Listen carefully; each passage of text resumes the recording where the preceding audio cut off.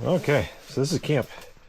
Things are a little bit disheveled right now. We have our cooking tow out, getting breakfast ready. I think Kurt said the low was 0 last night, and I'm not sure what it was in here. I mean, it's still 44. I think it kind of floated in between 50 and like 64, depending on how quickly I got wood back on the fire. This is my inflatable cot. Tipped it over to the side so it's out of the way. Gives a little more room to cook here.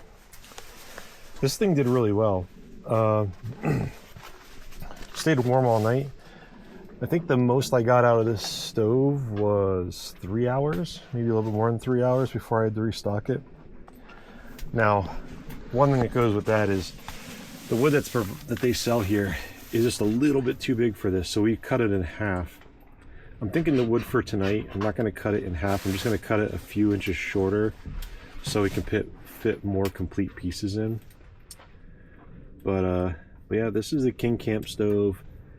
With the way weather was, it was kind of a spur of the moment. Hey, let's just finally do the hot tent thing. The spark arrestor on this did a pretty good job, but one of the pieces of wood I guess sparked more and it threw a spark. There's a small hole there. Nothing a little patch won't take care of. Not on a super critical part of the tarp. Not a high tension spot, so it should be easy to patch and not worry about.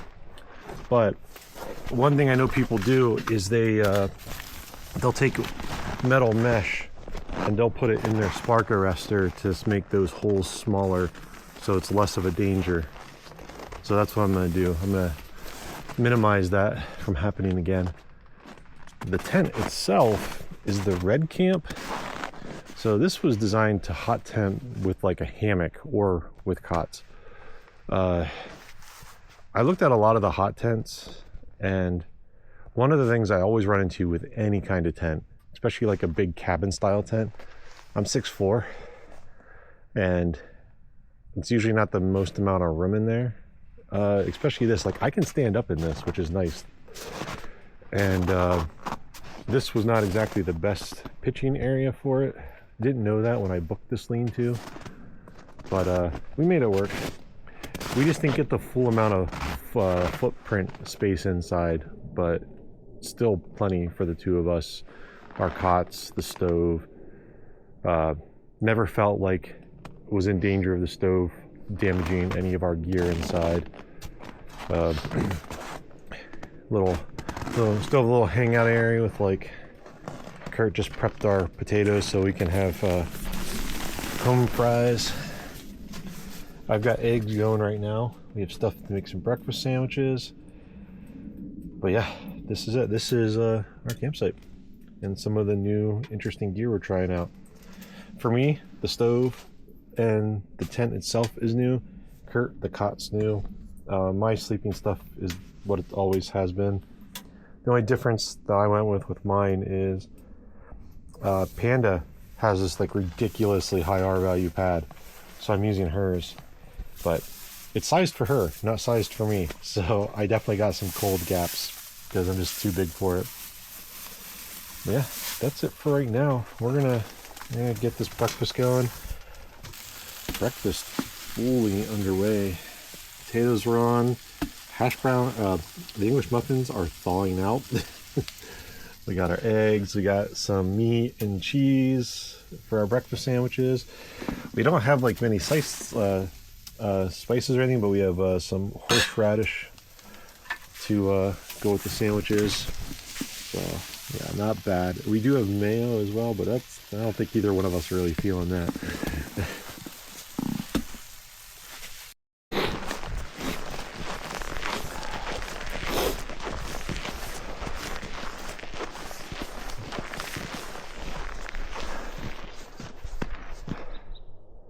Okay, we're just outside the lodge.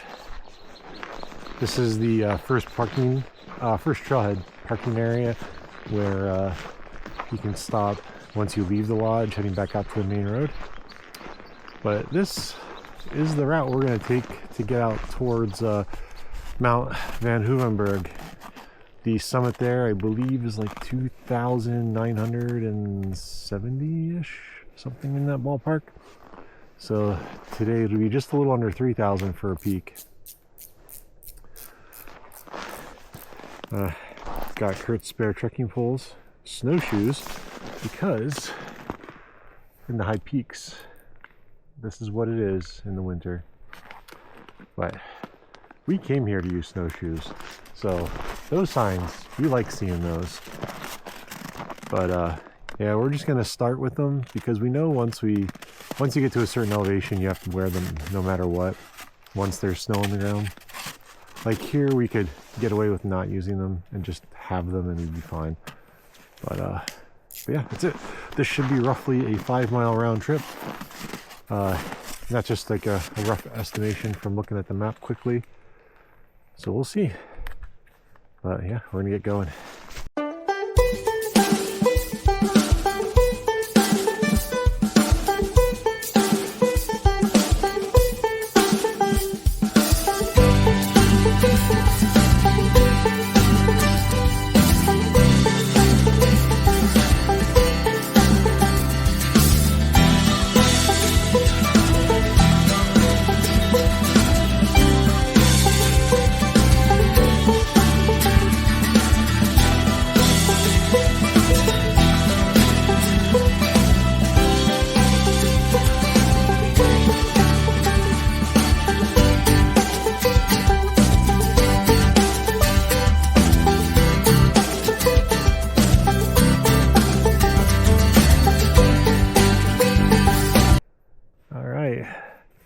Turn off 2.2 to the top of Mount Von Hoevenberg, and that's it. Like, it's a straight shot.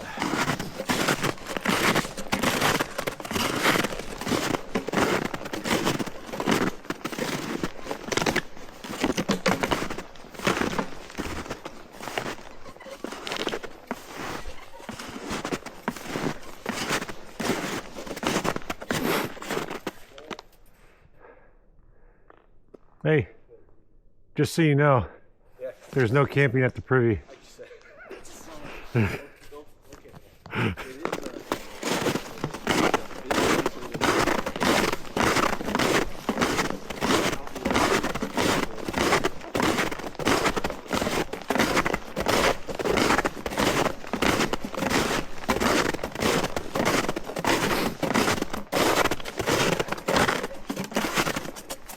Alright.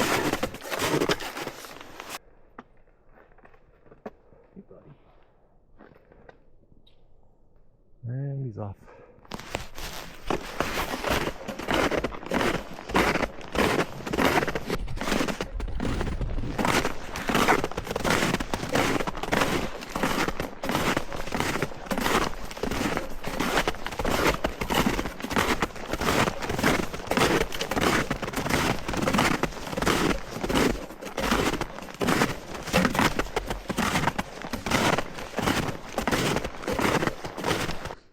Kurt just stopped because he was trying to spot Marcy, and you can see it back there. It's hard, it's not going to show up on camera. Marcy's the highest peak in New York State. First time Panda and I came to the Adirondacks, that's what we did. That was the first hike ever in the Adirondacks, was going up to Marcy on an overnight backpacking trip. It's beautiful out there too. We had like beautiful day, 360 views. Yeah, no wonder we got hooked on coming up here.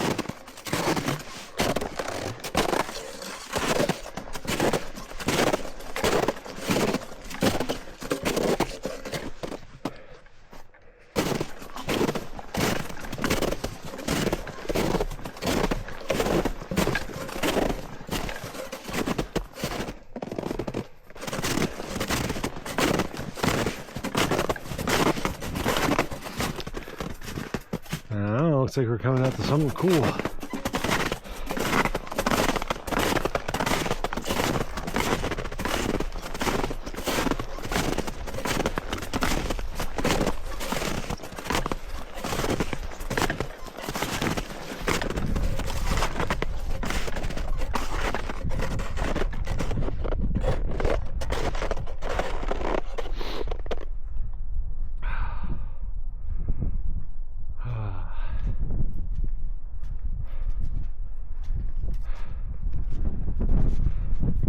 Yeah, that's pretty much why we winter hike.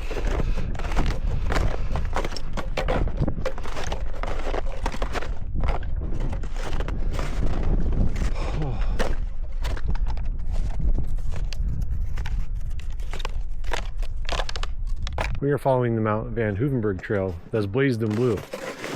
We kept going in the direction behind us, and it started to dip down. And I'm getting the impression that this is one of those summits that you don't have a designated trail to get to. You research a few of the summits that people like to do. That's what it is. It's like bushwhacking in the summer, and people just like route finding in the winter. So we can't.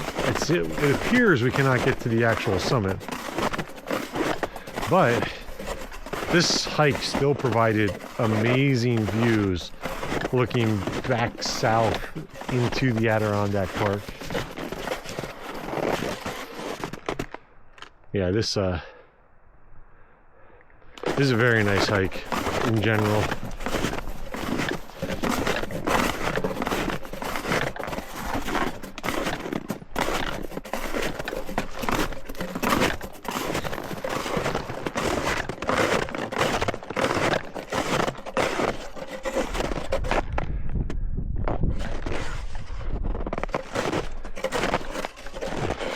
We were out here before, but I didn't film. Someone made a snow angel.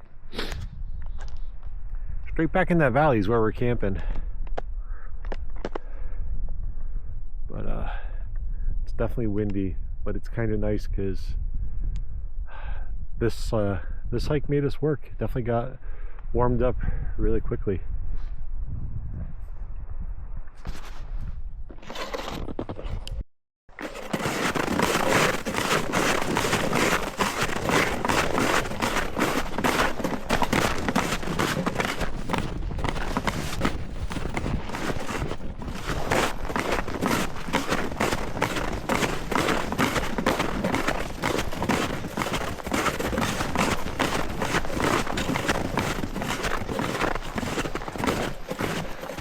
Really test the stability of the camera.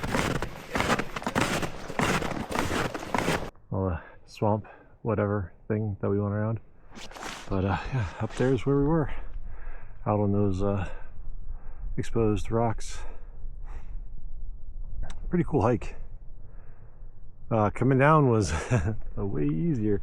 Usually is though. It's a whole different level of fun with snowshoes though.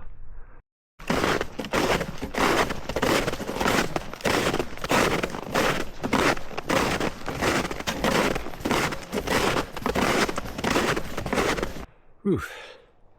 That is it for Mount Von Hoevenberg. Yeah, a little cold, a little hungry. But I can see the trailhead from where we are. It's right down that way. But really like this trail. It was like, we're gonna be right around 5 miles round trip. I think it was pretty accurate with that. Views were awesome. Like, going in on this wide path is deceptive because once you get in there it gets really tight, and it's cool the way it kind of like works its way up the mountain. But awesome little pine forest, good views. Hope you guys enjoyed the sights and the hike as much as we did.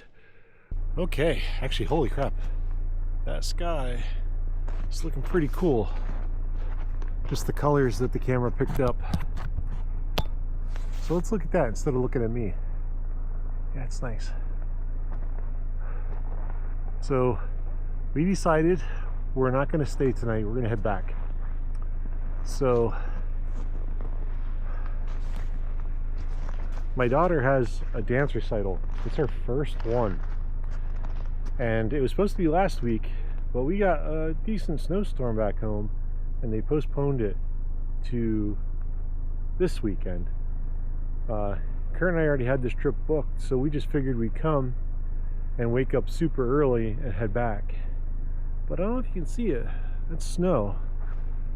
We saw that there's a storm coming in, and here it's not so bad. I'm more concerned about the drive home, because we have to drive through a pretty good snowy part of New York before we get down to where there's really nothing.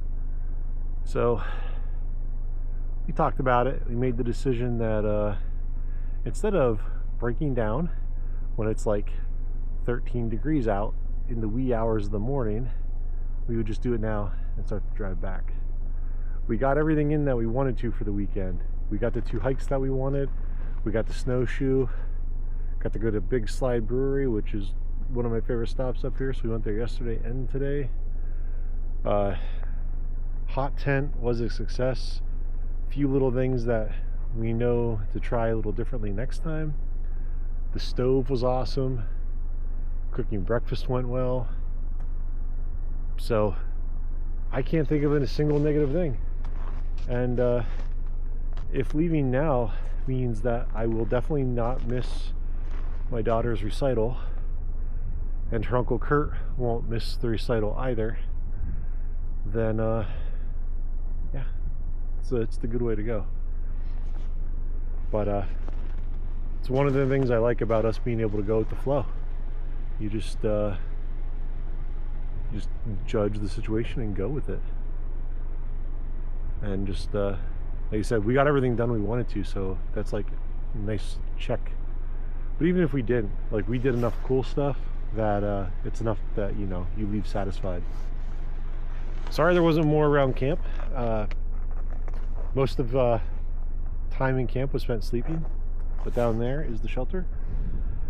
Yeah, we're gonna hit the road. That's gonna be it for this trip.